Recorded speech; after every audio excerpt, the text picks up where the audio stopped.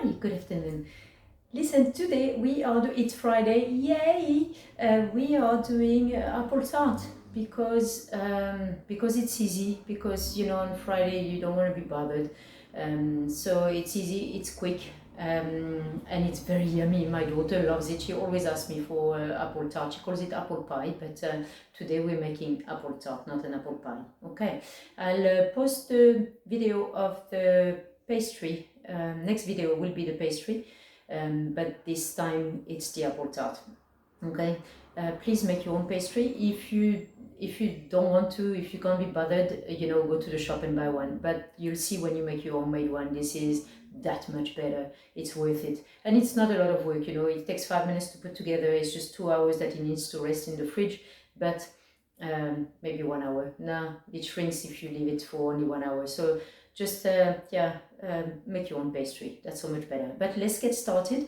We'll get this apple tart in the oven. Chop chop. Okay, so for this apple tart we are going to need 4 to 5 apples. I use 5 because mine are small. I think about 700 grams of apple. You're gonna need to peel them, to core them, and to slice them thinly. So if you don't have a mandoline, that machine that slices nicely and evenly, then you have to do it with a knife. Just make sure that it's even, that you don't have big pieces and small pieces, because otherwise they won't cook evenly, and you want them to cook evenly. And also to lay after on your pastry would be easier if they're all the same size and thickness. Okay. So that's what needs to happen now. Okay, so when you finish cutting, you just roll out your pastry, please cold. It needs to be cold, it can't be left at room temperature. And then you put it on parchment paper and fit it into your baking sheet, if you make a rectangular one, or to whatever tart pan that you're using. Then you lay them very nice and tight. You see the apple slices are nice and tight because it shrinks when it bakes, and you don't want to have holes. Okay, so then here I'm putting 20 grams of melted butter everywhere, including on the pastry. If your pastry, if you feel it's not cold enough, put it in the fridge before you put it in the oven. It will keep it from burning when you cook it. Okay.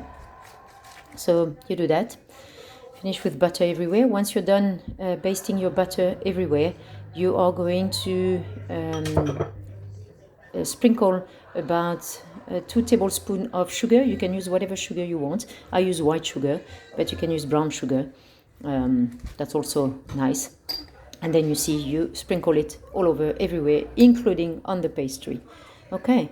I will put the pastry recipe on my next video. So you can have homemade pastry, otherwise just go to the shop and buy it, but it's just so much better when it's homemade. Okay, and then you put it in the oven. First you put lemon, you squeeze lemon on it. I like a bit of lemon with the sugar and the apples. I put my hand at the bottom here to keep the seeds in. You see, I've got a lot of pips in my hand, so at least they don't go on the tart. Here you go, and I discard them. That's a lot easier. Just make sure your hands are clean, eh? And then that's that. Now in the oven, off we go.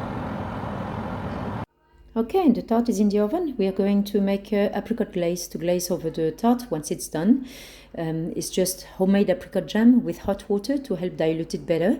And that's basically it. We obviously use homemade apricot jam because it's better.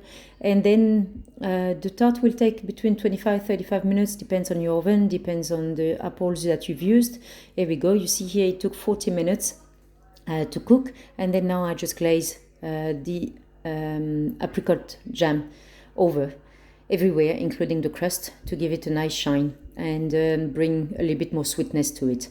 Okay, and then that's all. So you see, the hardest part was the longest part was the cooking, and you're not even the one doing it, so there's no excuse for not making this tart. Enjoy.